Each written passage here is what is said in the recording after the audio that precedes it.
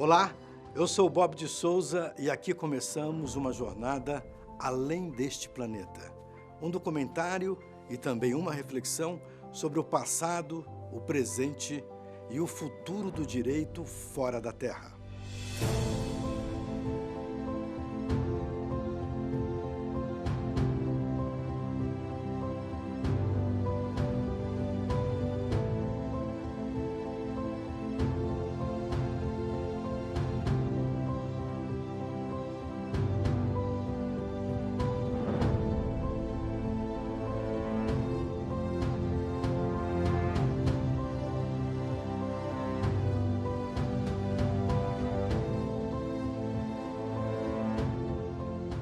Estamos em 2019, 50 anos depois do astronauta Neil Armstrong, o primeiro ser humano a pisar na Lua, declarar que aquele era um pequeno passo para um homem, mas um grande passo para a humanidade. E muito se caminhou até chegarmos aqui. A ciência deu enormes saltos e novas possibilidades a toda hora se abrem. Mas e o direito? Como devem se comportar os atores desse jogo? Além de você, caro telespectador, nos acompanham nessa jornada Olavo de Oliveira Bittencourt Neto, vice-presidente do Hague International Space Resources Governance Working Group. Obrigado mais uma vez pelo convite, Bob. Muito feliz de estar aqui com você. O presidente da Agência Espacial Brasileira, Coronel Carlos Augusto Teixeira de Moura.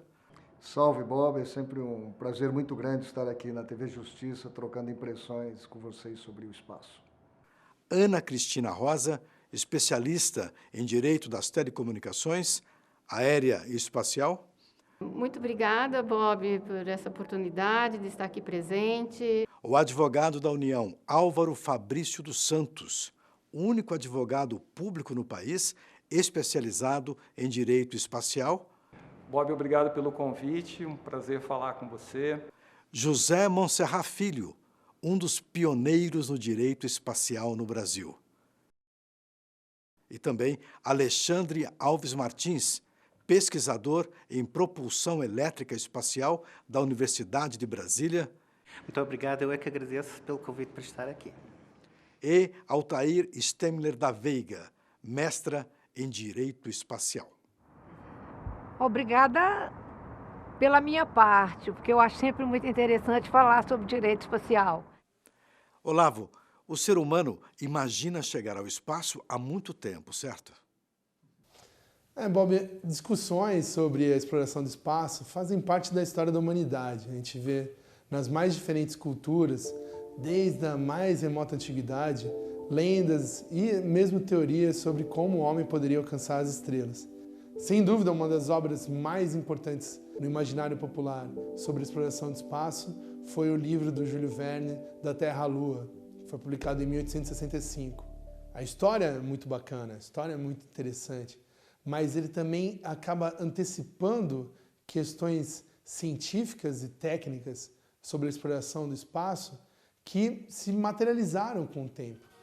Toda a proposta imaginada pelo Clube do Canhão, que desenvolve um grande canhão para enviar um homem ao espaço, se baseia em conceitos científicos que depois estariam presentes na própria conquista do espaço, 100 anos depois.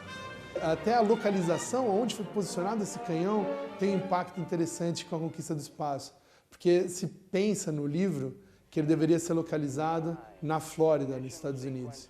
É exatamente o local de onde serão lançados os foguetes da missão Apollo no final dos anos 60.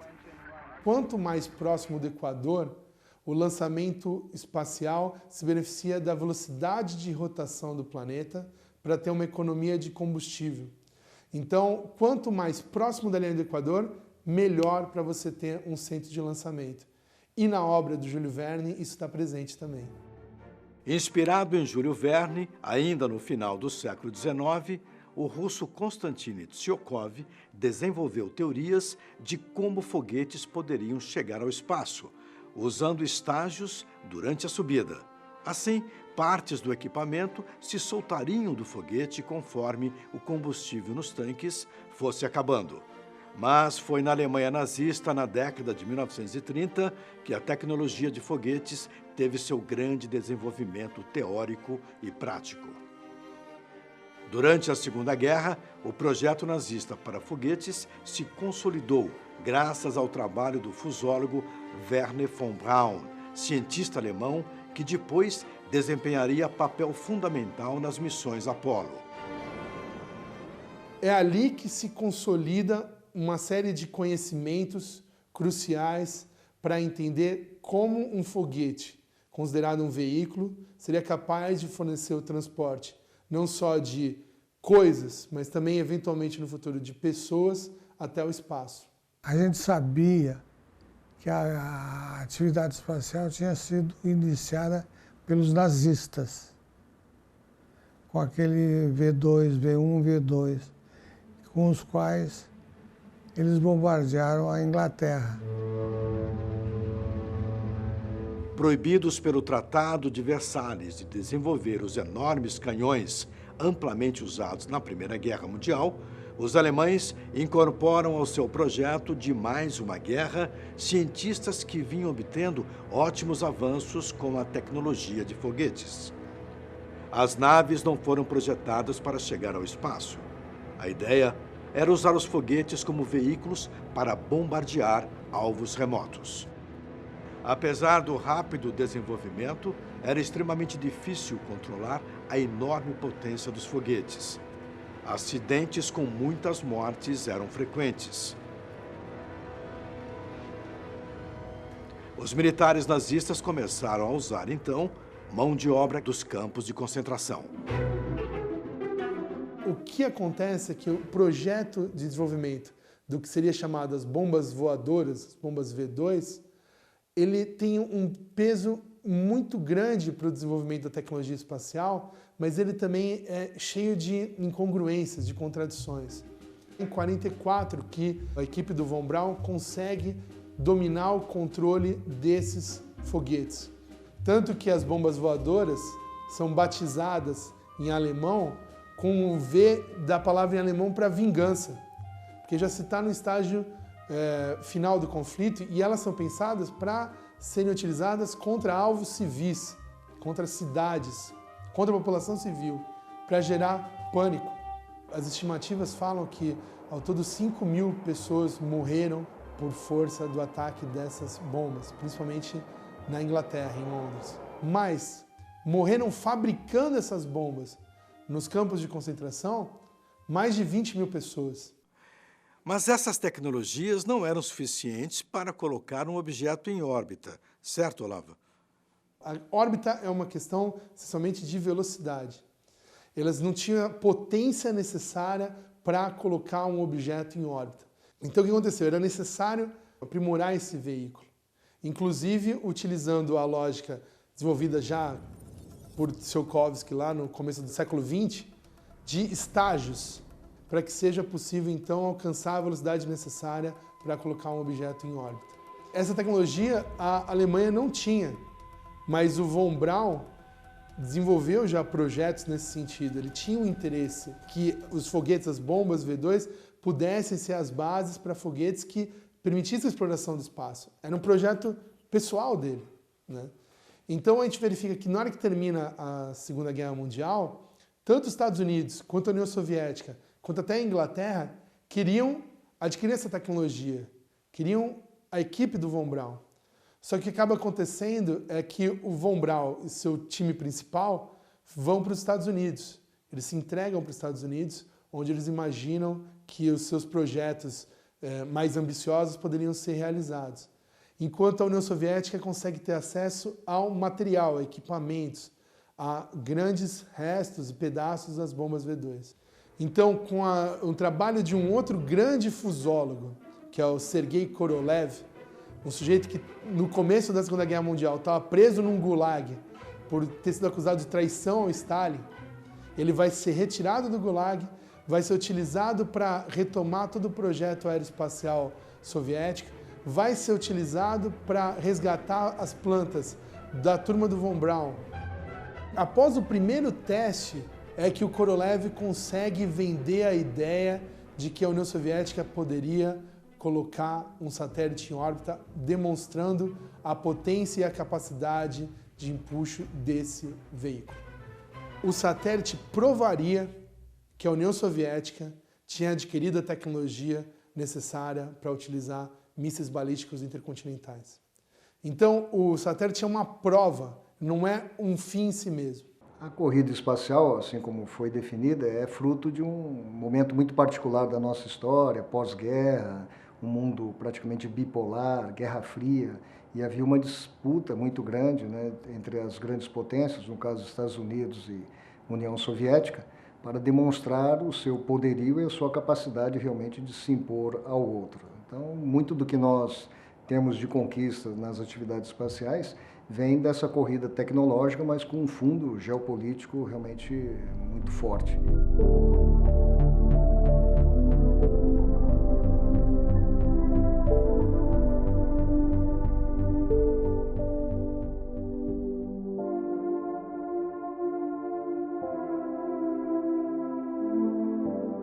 Professor Montserrat, o senhor se lembra do lançamento do Sputnik 1 ao espaço? Eu me lembro que eu estava ainda no científico e o nosso professor, diretor do colégio, entrou na aula e anunciou o começo da conquista do espaço. Na realidade, o Sputnik, que a gente sabe hoje, estava ligado ao processo de Guerra Fria, que tinha se iniciado já em 1947.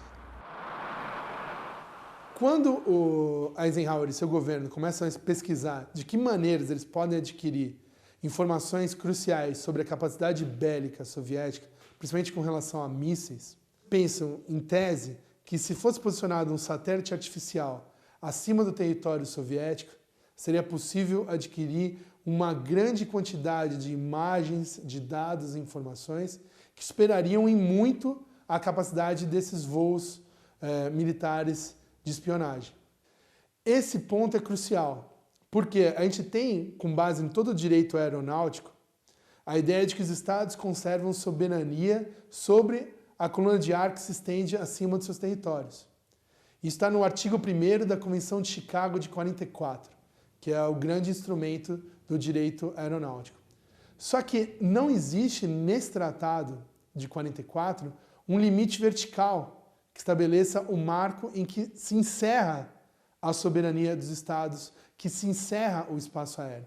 Então a ideia que começa a permear o governo americano no final dos anos 50 não era de ser o primeiro, essencialmente, a alcançar o espaço, mas era estabelecer um precedente jurídico de que um satélite em órbita não viola a soberania do Estado territorial. A discussão sobre direito espacial começa a partir do lançamento do Sputnik, porque a partir do momento que se mandou um objeto para o espaço, né, começou a se discutir o que será depois desse objeto, o que acontecerá no mundo com relação a essa nova descoberta em face desse lançamento. Então, tudo começa a ser indagado, que é a palavra mais correta, a partir desse lançamento. Quando o Sputnik passou por cima do território americano, os Estados Unidos não protestou a violação do seu território, estabelecendo esse precedente.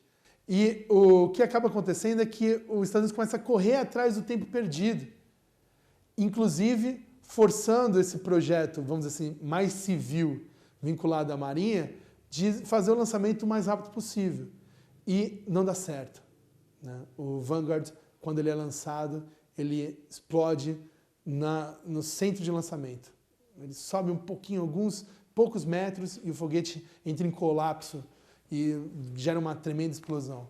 O que gera um impacto na opinião pública americana muito grande, né? Começa a fazer brincadeiras sobre o que aconteceu, chamam o satélite americano de Kaputnik. Então, o que vai acontecer durante os anos 60 é um desenvolvimento muito rápido dessa tecnologia espacial, a custos elevados, ou seja, era difícil controlar essa grande potência dos foguetes. Muitos acidentes ocorriam e o aprendizado se dava de uma maneira bastante violenta, inclusive custando vidas. de cientistas e posteriormente lá na frente até de alguns astronautas. Então o que a gente verifica nos anos 60 é uma evolução muito rápida da tecnologia espacial e uma sequência de grandes feitos em órbita terrestre. Depois do lançamento do Sputnik 1, a gente vai ter também o lançamento do Sputnik 2, que se dá antes dos Estados Unidos conseguir colocar um objeto espacial em órbita, colocando então, no Sputnik 2 é o da Laika, né? O primeiro ser vivo colocado em órbita. Professor Monserrat, e o Sputnik 3, que levava o primeiro ser humano ao espaço, o cosmonauta Yuri Gagarin? Foi no dia 12 de abril de 1961. Foi naquele ano que eu fui para Moscou. O voo do Yuri Gagarin ele é muito simbólico, porque ele conseguiu olhar pela janela e soltar a famosa frase "a Terra é azul".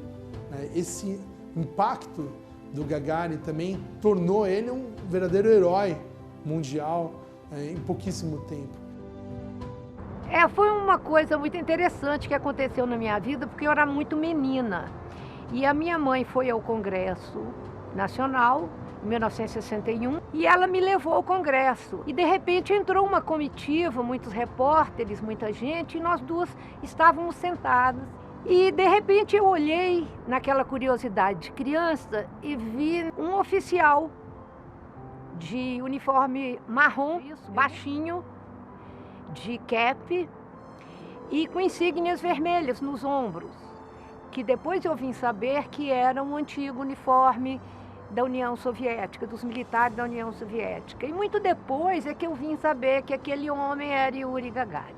O interesse do Brasil nas atividades espaciais começou depois da visita do Gagarin. Gagarin fez o voo no dia 12 de abril de 1961. No final de julho, começo de agosto daquele ano, ele já visitou o Brasil. O direito espacial entrou na minha vida lá pelos anos 60, quando eu estudava direito em Moscou. E isso me deu a oportunidade de conhecer, digamos assim, os pioneiros, naquele tempo pelo menos. Inclusive o pioneiro no Brasil, que é o professor Valadão. Tivemos inicialmente o professor Valadão, há muitos anos atrás, que foi o precursor na área do direito espacial no Brasil, mas o professor Monserrat é o que mais escreveu, que está deixando, tem vários artigos publicados. E depois desse momento histórico, começa uma grande mudança no direito internacional, certo, Olavo? Quando a gente verifica a utilização da tecnologia espacial, a gente está falando de uma tecnologia dual, que pode ser utilizada tanto para fins militares quanto civis, mas que está pautado num veículo que é essencialmente capaz de transportar armas nucleares. Então, o que se verifica no início dos debates sobre a regulamentação das atividades espaciais, da exploração e do uso do espaço, é uma preocupação em evitar que essas atividades fossem um gatilho para a Terceira Guerra Mundial. Então, se cria, no âmbito da ONU, um Comitê da ONU para Uso Pacífico do Espaço, ainda no final dos anos 50. E esse comitê vai permitir que delegações de todos os países comecem a elaborar, junto dos Estados Unidos, da União Soviética, quais seriam as regras aplicáveis à exploração e uso do espaço. Nesse comitê, então, se elaboram primeiro resoluções não obrigatórias, que vão ser aprovadas pela Assembleia Geral da ONU, mas isso tudo vai culminar na Magna Carta do Direito Espacial, que é o que nós chamamos de Tratado do Espaço, de 1967. Um tratado que permanece em vigor até hoje, sem nenhuma emenda.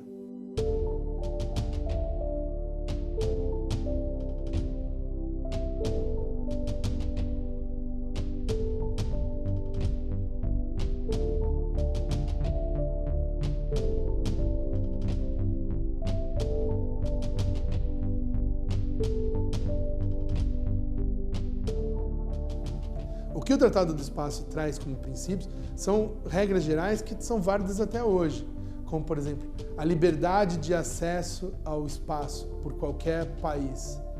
A ideia de que o espaço não pode ser apropriado soberanamente por nenhum Estado. A ideia de que os Estados devem responder por danos causados por suas atividades espaciais. Tudo isso permanece em vigor, só que com regras um tanto quanto gerais. E aí é que está o desafio. Todo tratado ele reflete um momento histórico político em que ele foi elaborado. O Tratado de 67 reflete a corrida espacial, reflete os interesses estratégicos das grandes potências durante a corrida espacial, reflete um período muito específico da Guerra Fria, onde houve uma distensão entre Estados Unidos e União Soviética e a elaboração de uma série de tratados visando o desarmamento. No dia 20 de julho de 1969, o módulo lunar Eagle pousou na Lua, criando um novo marco da presença humana no espaço.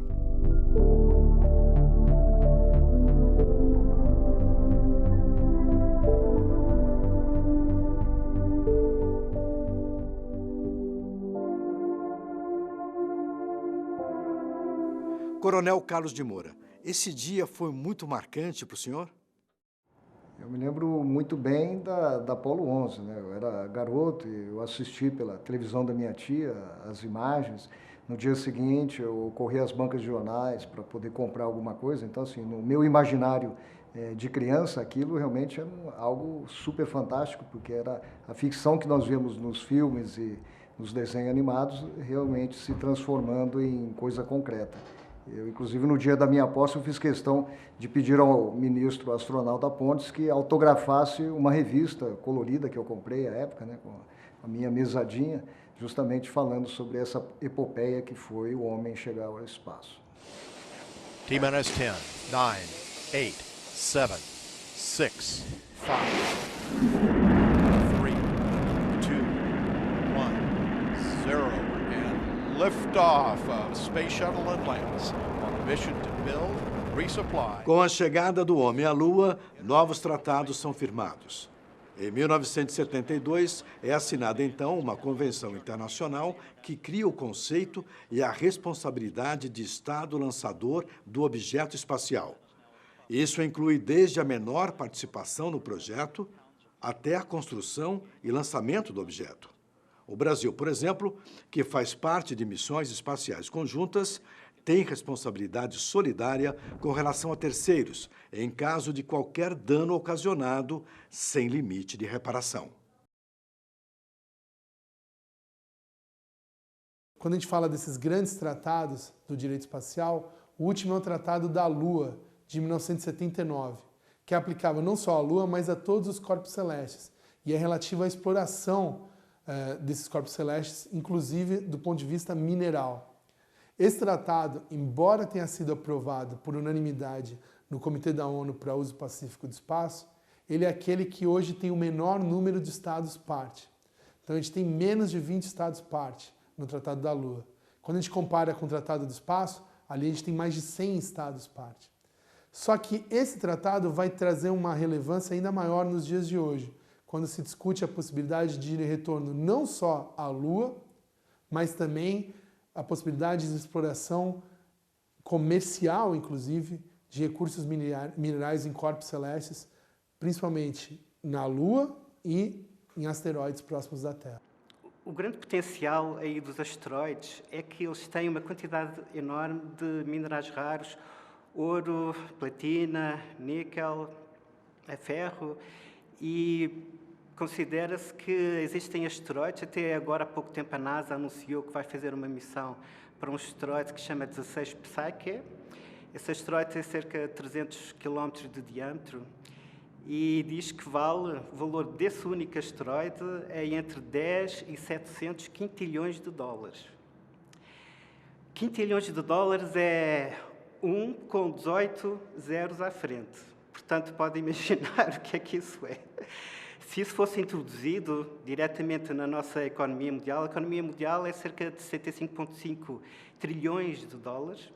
Portanto, imagina 10 a 700 quadrilhões de dólares ia deitar a economia mundial abaixo. Existem alguns países que questionam o Tratado da Lua, principalmente com relação ao artigo 11 desse tratado, que considera a Lua e os corpos celestes patrimônio comum da humanidade.